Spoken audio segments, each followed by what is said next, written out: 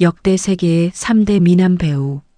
인공지능에게 역사상 최고의 3대 미남이 누구냐고 물어봤습니다. 황금 비율 얼굴을 가진 세 남자.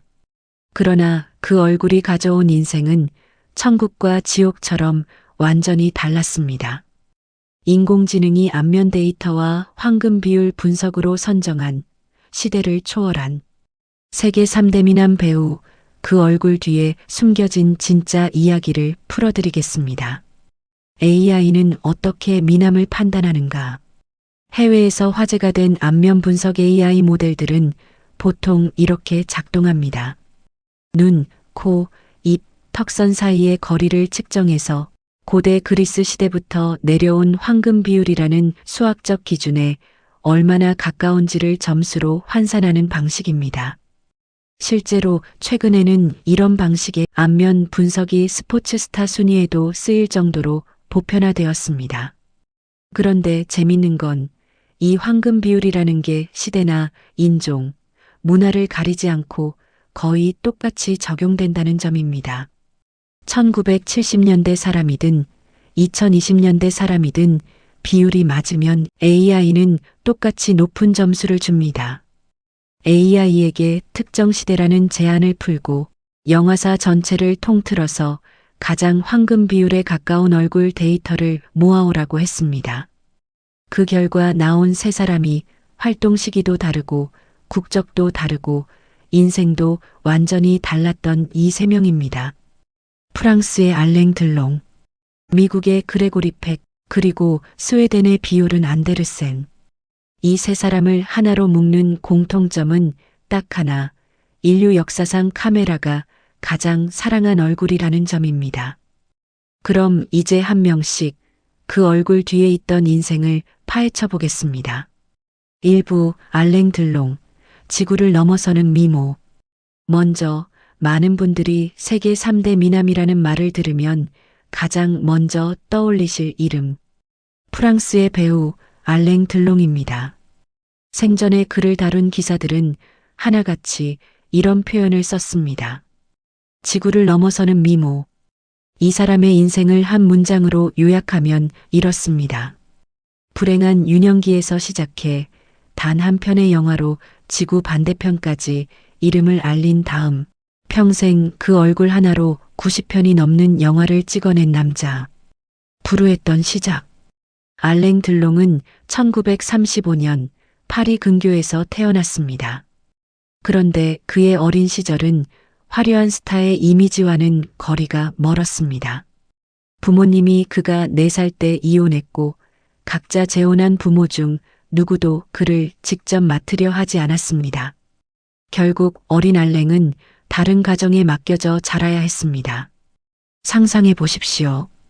훗날 세상에서 가장 잘생긴 남자라는 칭호를 받게 될 소년이 어린 시절엔 정작 누구의 손길도 제대로 받지 못한 채 자랐다는 사실을요. 이 결핍은 훗날 그의 연기에, 특히 차갑고 고독한 캐릭터를 연기할 때 묘하게 스며들었다는 평가를 받습니다. 청년이 된 들롱은 한동안 방황했습니다. 군에 입대해 인도차이나 전쟁에 참전하기도 했고 제대 후에는 한동안 갱단과 어울렸다는 소문이 돌 정도로 불안정한 삶을 살았습니다. 운명의 칸 영화제. 그런데 인생이 바뀌는 순간은 의외로 우연하게 찾아왔습니다. 1957년 22살의 들롱은 친분이 있던 여배우와 함께 그냥 놀러 갈 생각으로 칸 영화제에 갔습니다. 영화를 찍을 생각도 배우가 될 계획도 없었습니다. 그런데 그 자리에서 한 남자의 시선이 들롱에게 꽂혔습니다. 할리우드의 거물 제작자였습니다.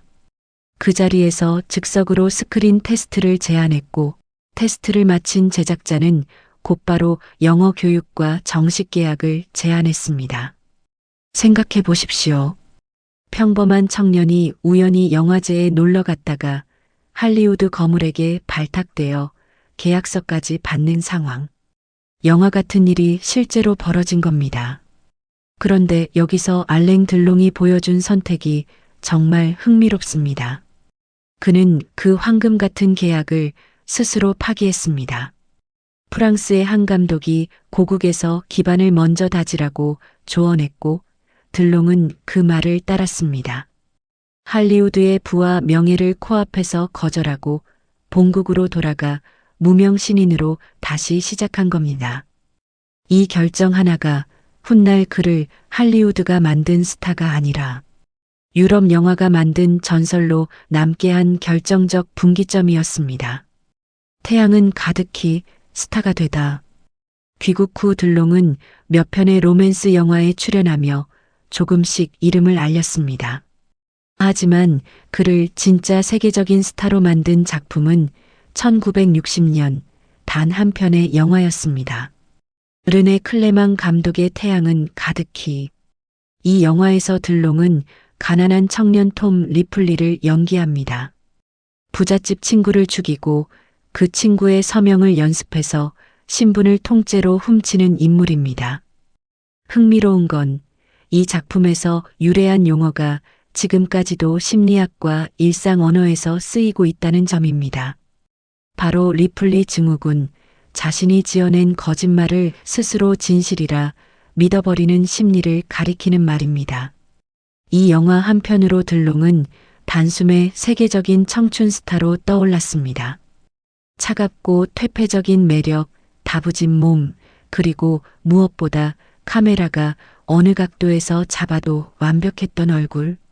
사람들은 그를 프랑스의 제임스 딘이라 부르기 시작했습니다. 누아르의 황제로. 스타가 된 이후 들롱의 필모그래피는 흥미로운 방향으로 흘러갑니다. 곱상한 외모와 정반대로 그는 주로 차갑고 냉혹한 범죄자, 누아르 영화의 주인공들을 선택했습니다.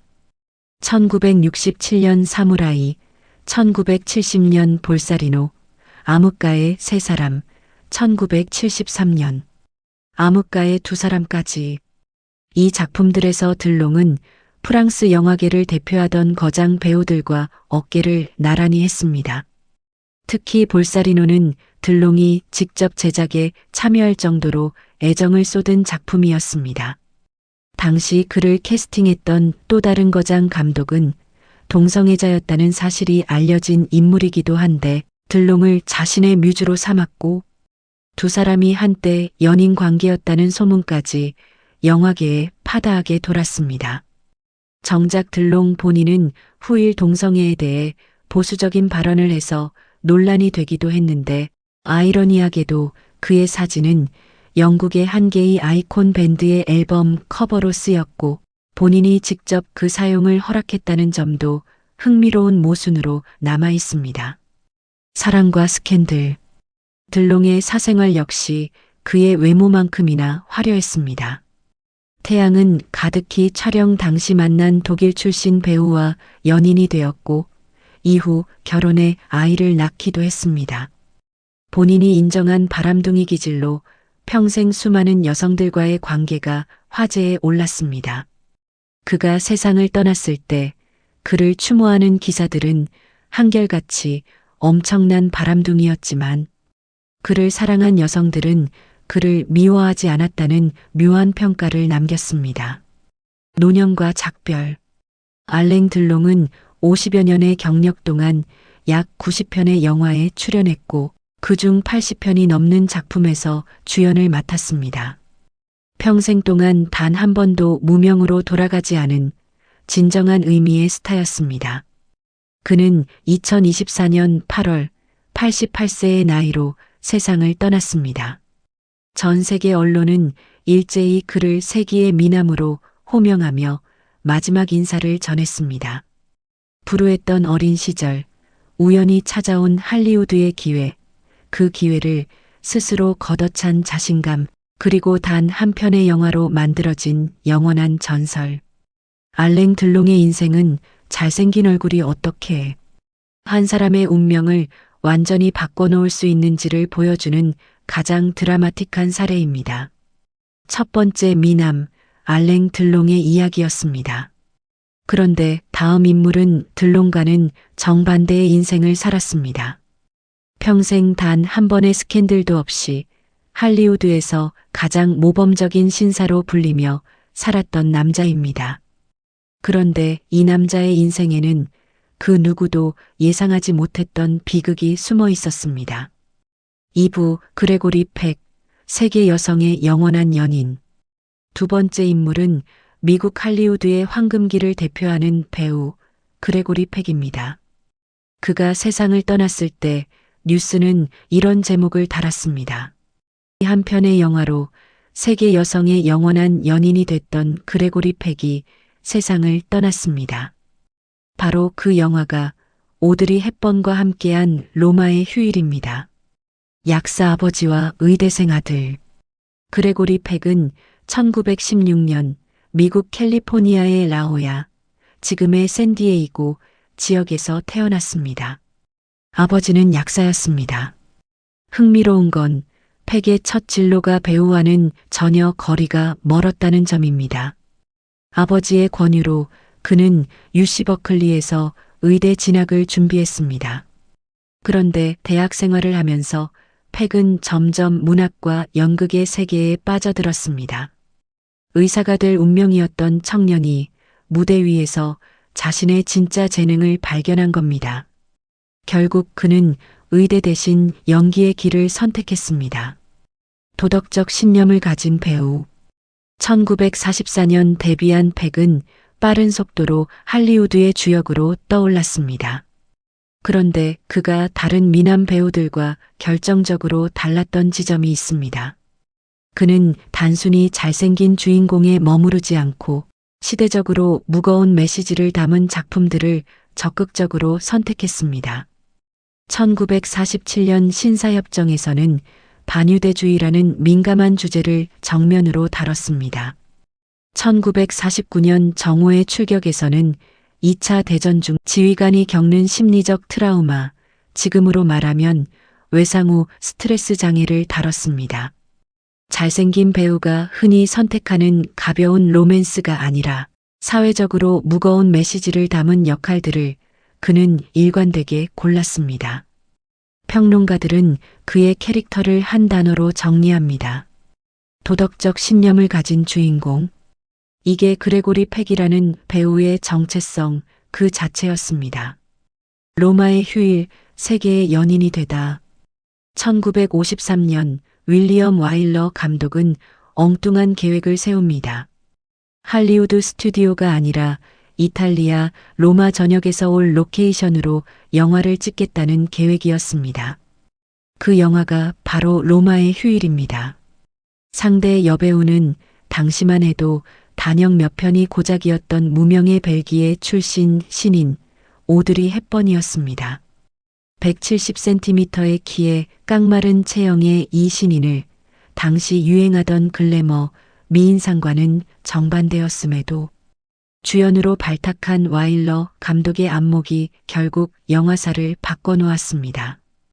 영화 속에서 팩은 신문기자 조 브래들리를, 헵번은 신분을 숨긴 공주앤을 연기합니다. 두 사람이 로마 시내를 거니는 장면들, 특히 진실의 입 앞에서의 장면과 마지막 기자회견 장면은 지금까지도 영화사에서 가장 사랑받는 명장면으로 꼽힙니다. 이 영화는 오드리 헵번을 일약 세계적인 스타로 만들었지만 동시에 그레고리 팩이라는 이름을 전 세계 여성들의 영원한 연인이라는 칭호로 영원히 새겨넣은 작품이기도 했습니다. 이 연기 인생의 정점. 팩의 필모그래피에서 가장 중요한 작품을 꼽으라면 많은 평론가들이 주저없이 1962년작 앵무새 죽이기를 꼽습니다. 인종 불평등이라는 무거운 주제를 다룬 이 작품에서 팩은 억울하게 기소된 흑인 청년을 변호하는 변호사 애티커스 핀치를 연기했습니다. 이 역할로 팩은 무려 4번째 도전 끝에 아카데미 남우주연상을 수상했습니다. 단순히 잘생긴 외모로 사랑받는 배우가 아니라 연기력으로도 정점을 찍은 순간이었습니다.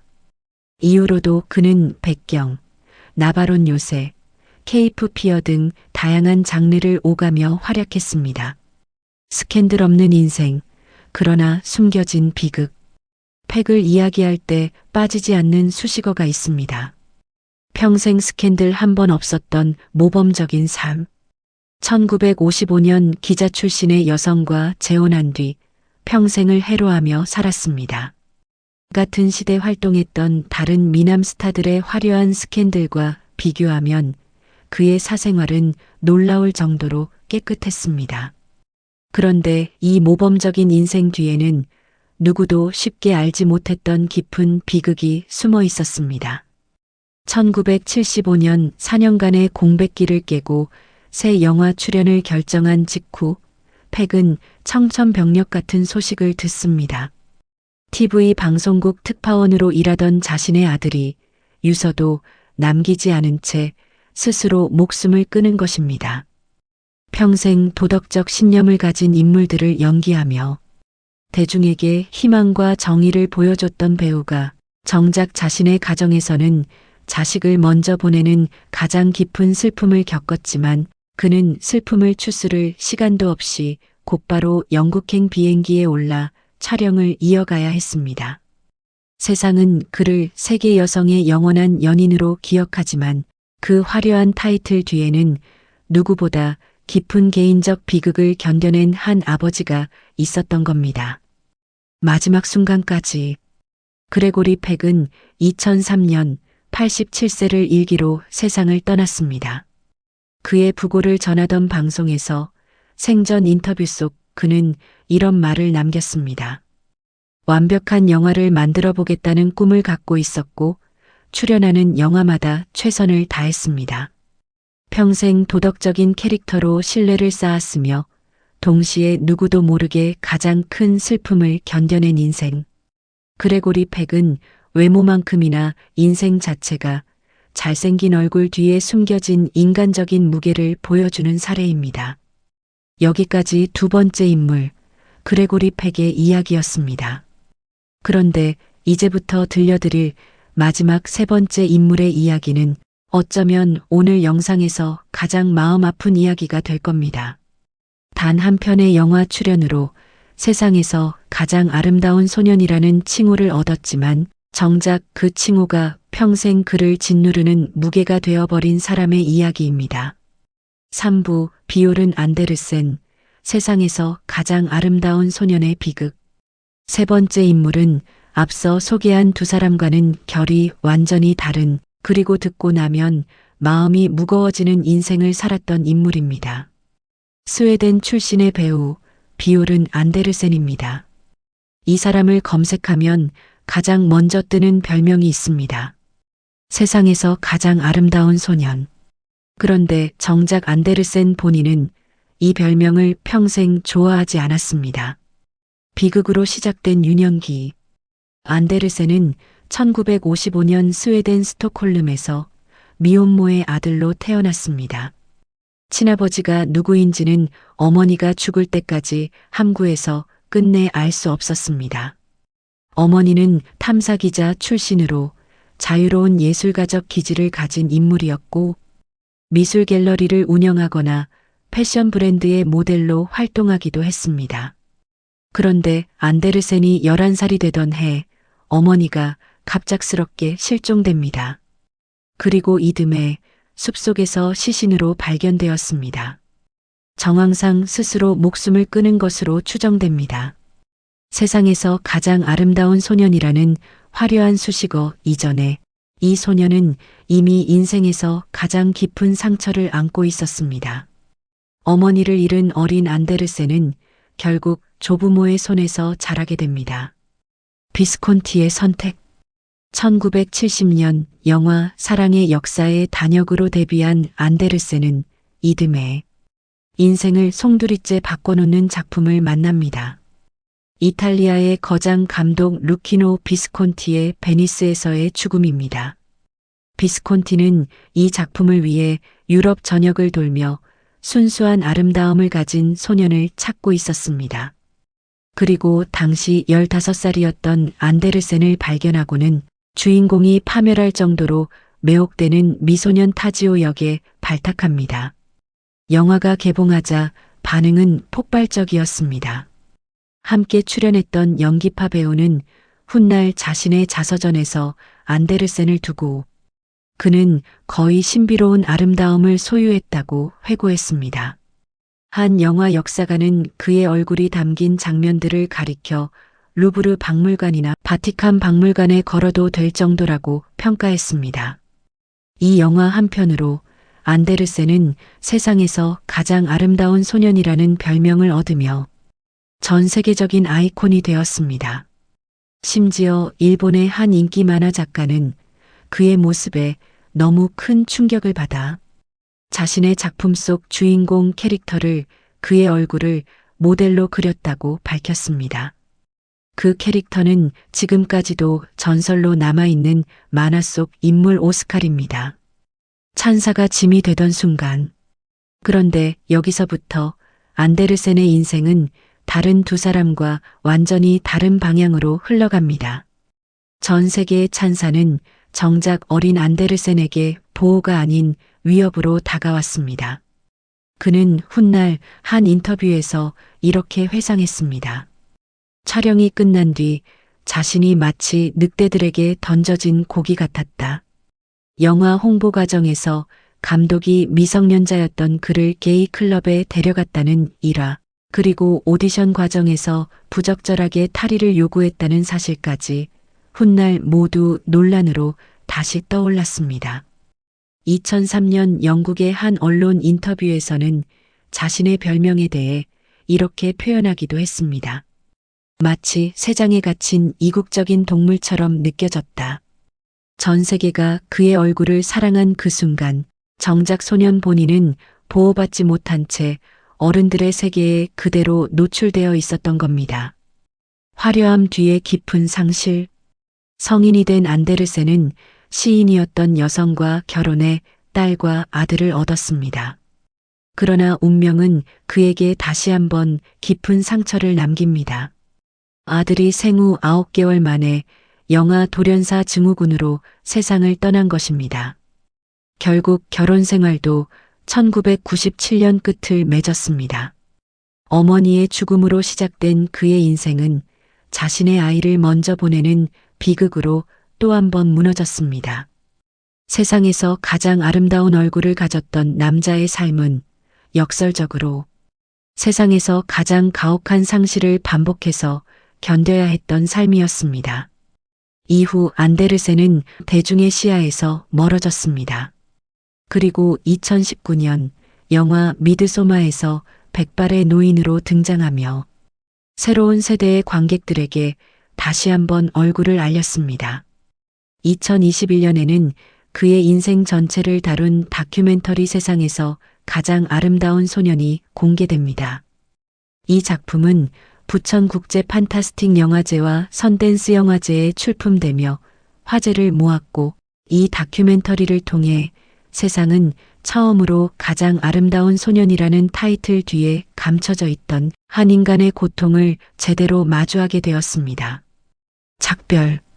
비올은 안데르센은 2025년 10월 70세의 나이로 암 투병 끝에 세상을 떠났습니다. 그의 삶을 기록했던 다큐멘터리의 감독이 그의 사망 소식을 직접 전했습니다. 흥미롭게도 노년의 안데르센을 본 사람들은 한결같이 이렇게 평가했습니다. 화려했던 미모는 예전 같지 않았지만 오히려 더 품위 있게 나이가 들었다고, 마치 또 다른 시대의 매력적인 배우들을 연상케 한다고 말입니다. 15살에 얻은 세계적인 명성, 그 명성이 가져온 보호받지 못한 유년기, 반복된 상실, 그리고 반세기가 지난 뒤에야 비로소 제대로 조명받은 진짜 이야기. 비올은 안데르센의 인생은 우리가 무심코 던지는 정말 아름답다는 찬사가 때로는 한 사람의 인생에 얼마나 무거운 짐이 될 수 있는지를 보여주는 이야기입니다. 알랭 들롱, 그레고리 팩, 비올은 안데르센, 세 사람을 한 번 더 나란히 놓고 보면 흥미로운 대조가 보입니다. 알랭 들롱은 불우한 어린 시절을 딛고 자신의 의지로 운명을 개척해서 90편이 넘는 영화의 주인공으로 우뚝 선 인생이었습니다. 그레고리 팩은 의사가 될 운명을 스스로 바꿔 도덕적 신념을 상징하는 배우가 되었지만 화려한 명성 뒤에서 누구보다 깊은 개인적 비극을 견뎌낸 인생이었습니다. 그리고 비올은 안데르센은 단 한 편의 영화로 얻은 세계적인 찬사가 오히려 평생 자신을 짓누르는 무게가 되어버린 가장 아이러니하고 가장 마음 아픈 인생이었습니다.